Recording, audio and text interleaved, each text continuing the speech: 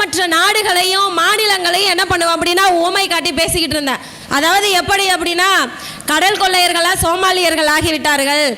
அங்கே வந்து இயற்கை வளங்கள் கோடி கோடியாக கொள்ளையடிக்கப்பட்டு ஈத்தேன் ஹைட்ரோ கார்பன் பல கோடி கணக்கில் கொள்ளையடித்து தின்னுட்டு போயிட்டான். இப்போ அவன் எல்லாம் கடற்கொள்ளையெல்லாம் மாறிட்டான், அவன் இயற்கை வளங்களை விட்டுட்டு அப்படின்னு எத்தனையோ நாள் நான் வந்து பேசினேன்.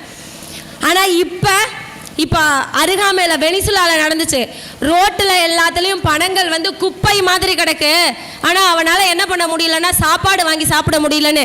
உன்னோட நிலைமை, தமிழனோட நிலைமையை சொல்கிறேன். நீ வந்து கடைசியாக ரோட்டில் பணம் கிடந்துச்சுன்னு வெனிசுலா மாதிரி கூட இருக்க மாட்டேன். பக்கத்து நாட்டில் இலங்கையில் நாம் தொப்புள் கொடி உறவுகள் பசியும் பஞ்சமுமா துடிச்ச போது 1000 ரூபாய்க்கு 2000க்கும் 1 கிலோ அரிசியும் பாலும் விற்ற போது அங்கே இருந்த அமைச்சர் எப்படி அந்த நாட்டை விட்டு, அந்த முதல்வர் அதிபர் எப்படி நாட்டை விட்டு ஓடி போனானோ அது மாதிரி இங்கே இருக்கிறவன் காசெல்லாம் சுருட்டிக்கிட்டு ஓடி போயிடுவான். வெனிசுலாவில் கடந்த மாதிரி உங்ககிட்ட காசு